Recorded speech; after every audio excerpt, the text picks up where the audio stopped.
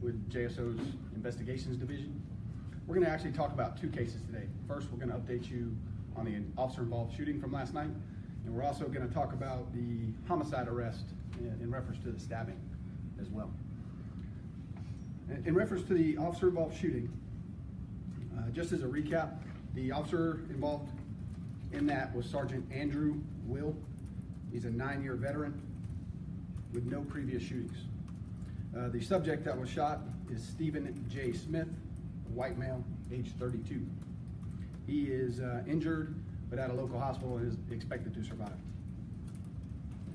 So to recap for you, I'm going to kind of go out of order a little bit.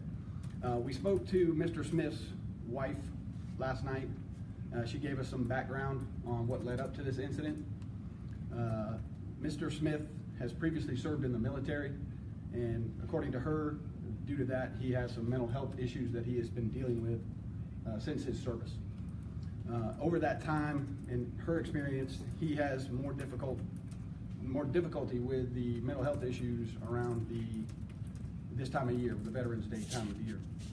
She said approximately 2 days ago, he started to suffer or display more symptoms of mental health problems, and those progressively got worse over the 2-day period leading up to yesterday afternoon. He became according to her, he became very irritable, confrontational. She knows that he owns a firearm. She became concerned yesterday afternoon for her own safety and actually barricaded herself in her bedroom. After barricading the bedroom door, she actually escaped through a window and went to a neighbor's house for assistance. Sometime during that, as she was leaving the house, Mr. Smith left his residence in a gray Ford Explorer and began to drive recklessly through his neighborhood. At approximately 4:41 p.m., we received 2 separate 911 calls from the 12,000 block of Nesting Eagles Way in reference to a gray Ford Explorer traveling recklessly, striking one vehicle, a mailbox, some shrubbery, and a light pole. As officers were being dispatched to that, we also then received a call from Mrs. Smith's neighbor in reference to the incident that I just described with Mrs. Smith. So there was 3 calls back to back. All of the officers that were responding recognized that these were all related. They recognized the address that was given where Mr. Smith lives. They recognized from a previous law enforcement incident that he had been known to be suicidal in the past, that he's been known to be violent with the police, and that he's been known to be armed at times. So the officers were communicating that information via the radio as they were responding. At approximately 4:47 p.m., our dispatch 911 call center received a call in reference to a crash with injuries on the Wonderwood Expressway. In speaking to the civilians that observed that, what was explained to us was that they observed a gray Ford Explorer traveling eastbound on the Wonderwood Expressway with obvious vehicle damage. A tire was flat, it was smoking.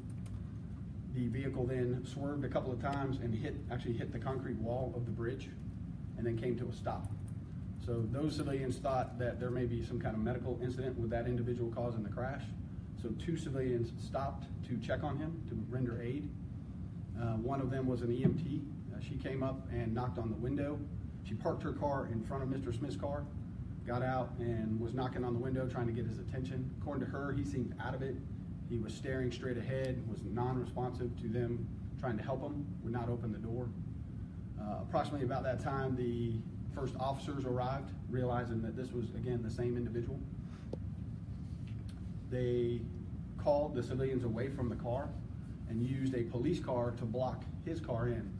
Previously, back up just a little bit, as the civilians were attempting to help Mr. Smith, Mr.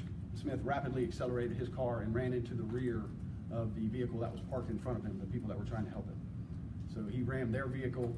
When the first officers arrived, they actually moved one of those vehicles in behind Mr. Smith's car to block him in so he would not be able to continue driving. The officers called the civilians away and then began to attempt to contact him with loud commands via our PA system and by yelling at him, trying to get him to come out of the car. They were concerned if they approached him that he would be armed and there would be a confrontation. At approximately 5:14 p.m., as they were attempting to get him to come out of the vehicle, Mr. Smith did exit the vehicle with a fully loaded 9mm handgun.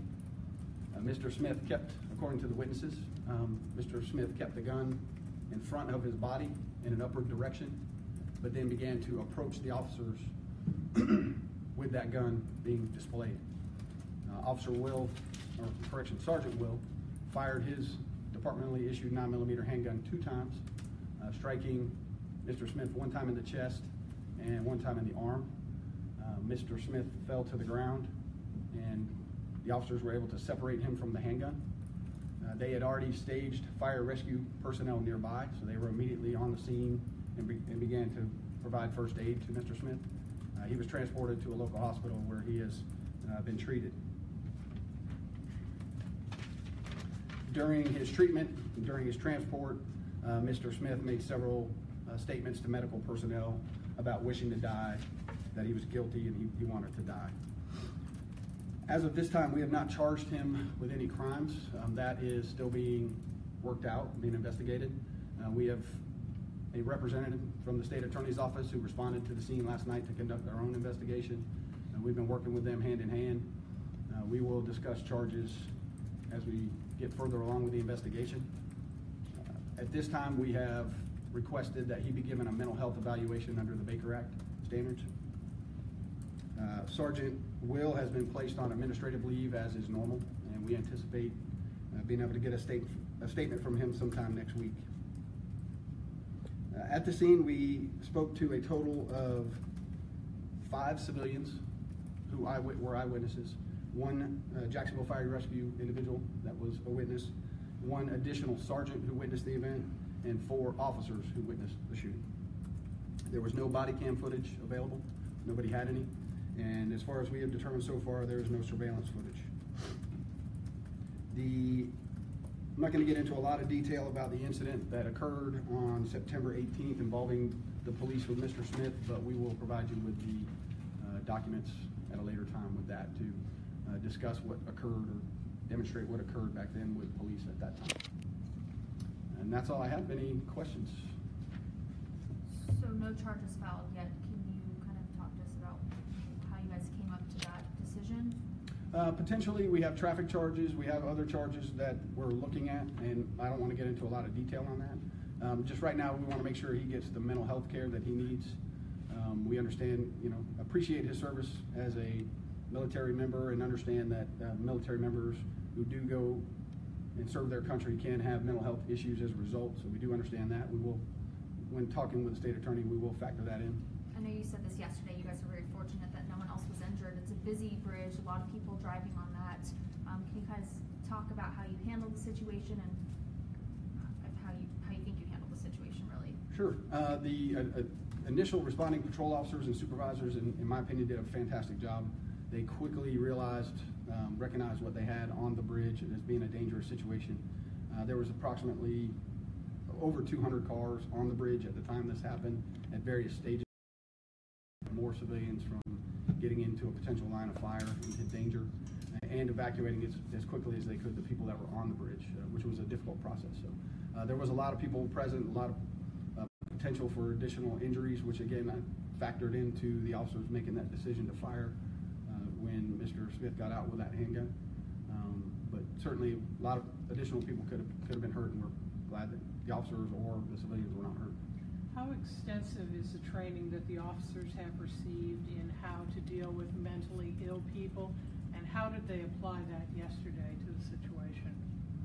Well, we've been given 2 major classes in dealing with the mentally ill individuals, including one that is ongoing right now that all personnel in the agency are required to take. As a matter of fact, I just attended the class about 2 weeks ago.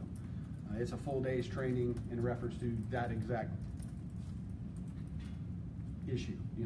How to deal with people, how to recognize people with mental health issues, and doing our best to deal with them in a nonviolent way if possible. So we are aware of the issues and we do train to it. How it came into effect yesterday, I can't really comment right now, until we get through all our interviews. And how long has he been on your radar, Mr. Smith, that he has mental health? At least back as far as September, I know, is at least one contact that he had with the police. We'll give you the full printout of his any interaction that he's had with the police. And was Mr. Smith legally carrying that firearm? He was. At one point, he was a concealed weapons permit holder. That has been suspended due to another mental health incident that he had. But he, in the scenario being in his vehicle, he was legally possessing it. However, getting out of the car and displaying it is a crime. So that's one of the things we'll be looking at. After the incident, even after that, having had that other incident, he was still able to be carrying? Yes, as far as I know right now, he was legally in possession of the gun. Any other questions on this? Do you know where he obtained the gun from? Did he buy it from a gun shop or a gun? We're awaiting the records from the ATF, but according to his wife, he purchased that himself. It was not reported stolen. So we are waiting on the official records with that, but it looks like it was his gun that he owned. And you had mentioned when you guys approached, used the PA system, kind of barricaded the car in. How valuable was it knowing and having that past experience and kind of how you approached the situation? Oh, absolutely crucial.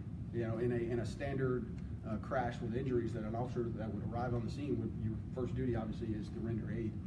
So it would be standard for an officer to go up and attempt to make contact with a driver, and potentially could have led to an officer being shot. So having that knowledge beforehand was crucial.